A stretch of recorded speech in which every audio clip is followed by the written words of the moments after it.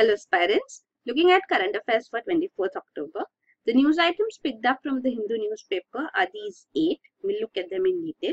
The first one, centre's envoy to hold talks on Jammu and Kashmir.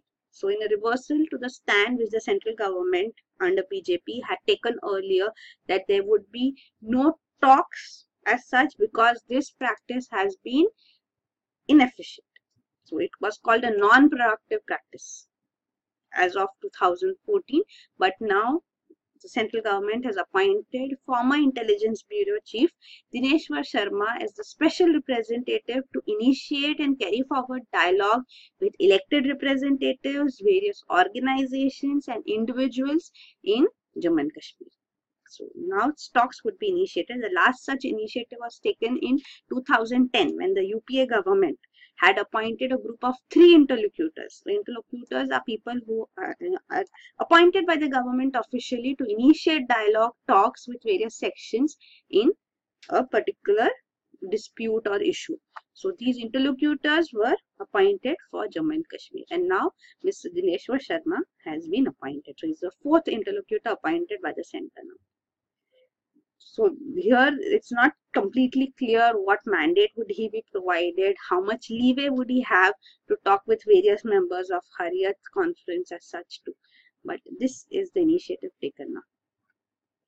And as such, when a question was asked to the Home Minister, he said that Mr. Dineshwar Sharma, he will hold the rank of Cabinet Secretary and would have complete independence in deciding who to hold talks. Next is Rajasthan tables Criminal Laws Amendment Bill amid uproar. So this Criminal Laws Rajasthan Amendment Bill of 2017 is actually seeking to replace the ordinance which was promulgated in September 2016 and was highly criticized.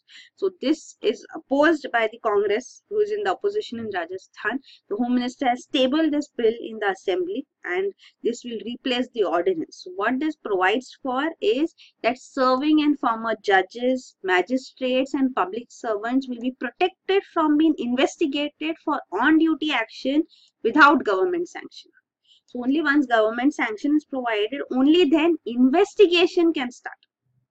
So this is the provision under this. So the ordinance also actually had provisions for even the media being barred from reporting on accusations of such wrongdoings till the government sanctions are proved. So they cannot even report that there are such accusations.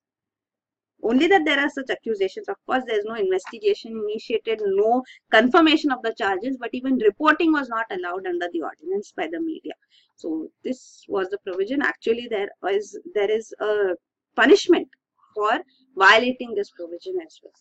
So jail term was also there. Then the next news item is, why make a show of patriotism? Supreme Court judge. So Supreme Court Judge Justice D.Y. Chandrachud has questioned the logic behind the order of Supreme Court in November 2016. So this order mandated people to stand up when national anthem is played in cinema halls before every show. So this logic behind this has been questioned now. Justice D.Y. Chandrachud says there is no need for an Indian to wear his patriotism honestly. So he says that people go to the theatres for entertainment. So cinema hall is a place of entertainment. So there should not be any compulsion here that people should stand when national anthem is sung. So this, he says that cultural and social values actually have to be imbibed from parents and teachers and not what court enforces through orders. So there's a truth in this statement too. So here, this is the order now which has come. So the bench led by Justice Mishra had passed this order. He is the Chief Justice of India, Justice Deepak Mishra. So the same bench now has questioned. This was a petition filed by Kodungalur Film Society in Kerala to recall this November order of the Supreme Court. So this is the viewpoint given by the Supreme Court judge in this case now.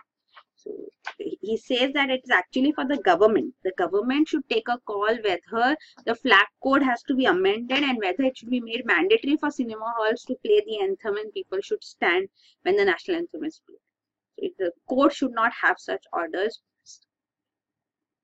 Then next is Scramble to spruce up Vidhan Saudha. So Vidhan Saudha has been very much in use. The 60th anniversary of this Vidhan Saudha of Karnataka, the Legislative Assembly of Karnataka, or the legislative body of Karnataka, would be held. So this actually was extravagantly planned, but then because of public criticism, the plan to spend lavishly and have a 2-day event has been cut short. So now the legislature secretariat has been asked to bring down the spending from around 27 crores to just 10 crores. So Karnataka legislature has a long history. It has a 136-year history now, starting with 1881, when the Vadyars, the ruling community there, had ordered formation of a constituent assembly. And this Vidhan Saudha is celebrating its 60th anniversary this year.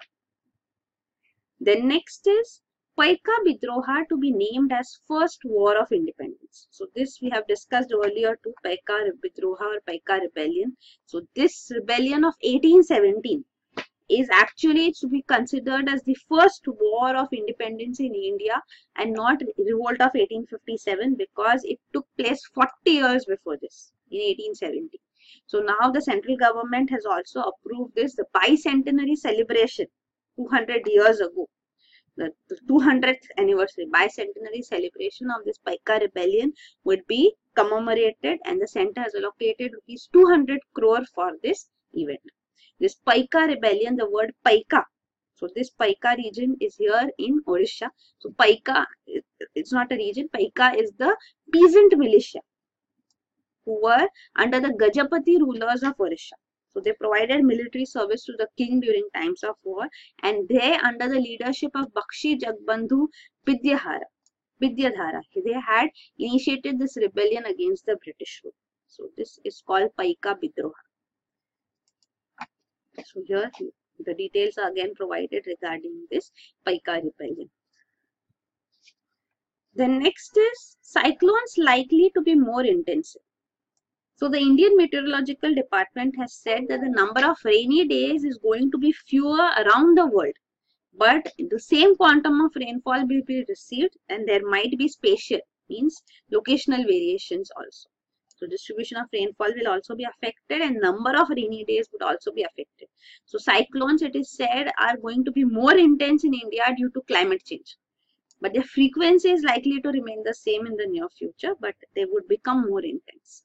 So India is also facing the impact of global warming, but the rise of temperature in India is less than 0.8 degrees Celsius when compared to around 1.4 degrees Celsius rise at international level. But you should know that the base temperature in India, because temperatures are warmer, the base temperatures in India is also higher than other geographical regions.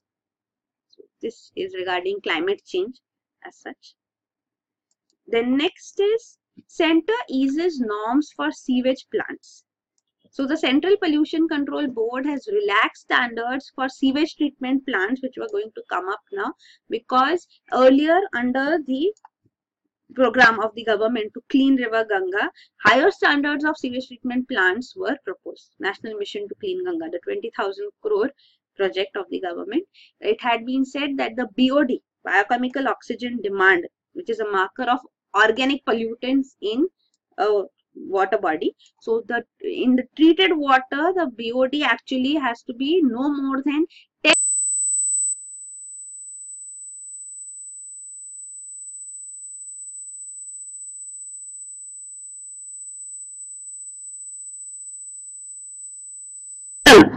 mg per liter.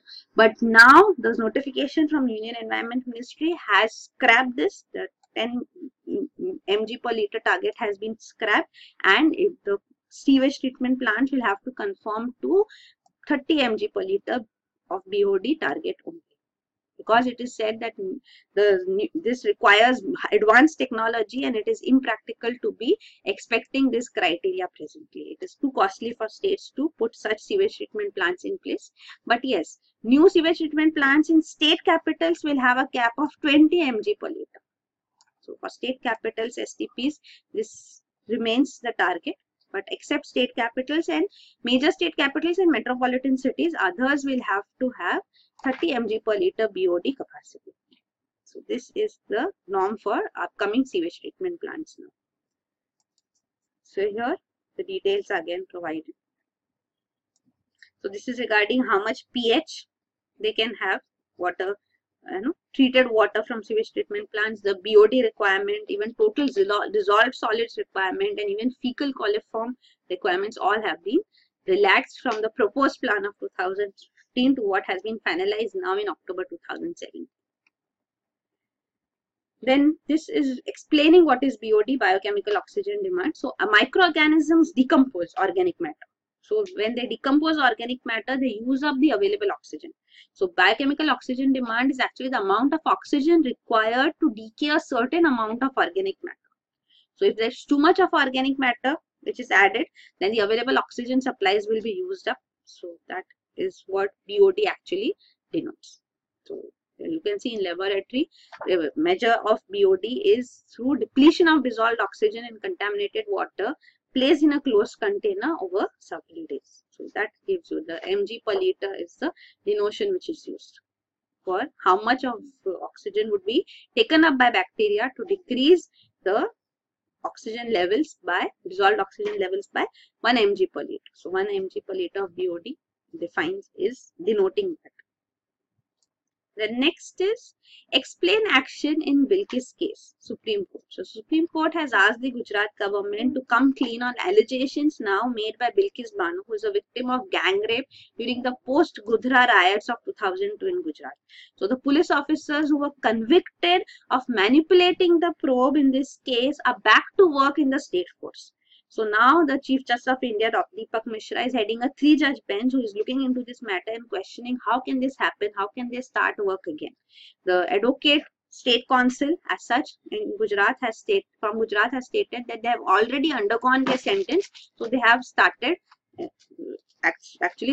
work. But the Supreme Court has asked the state government to file a response detailing the departmental action, if any, has been taken against these police officers in the next 4 weeks. So this actually was a case of 2002. Bilquees Banu's family was attacked by a mob in her village and 7 members of her family were killed. She was pregnant and she was gang raped.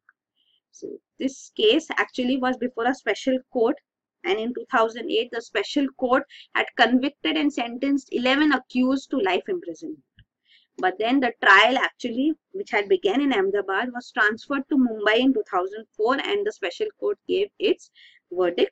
The Bombay High Court in May 2017 has upheld the conviction and life imprisonment of 12 persons in the case, and also the acquittal of 5 policemen and 2 doctors has been set aside.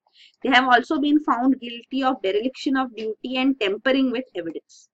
So this is the ruling of the Bombay High Court presently, and the Supreme Court has been appealed to regarding the conviction of these 5 policemen and 2 doctors, but the challenge actually, the challenge has been dismissed. So the conviction has been upheld by the Supreme Court as well. So the Supreme Court has said there was clear-cut evidence against them. And now there is this allegation made that they're back to work in the state police force, the police officers. So this is being questioned in the Supreme Court now, and the government has to give its response. So this is the case now.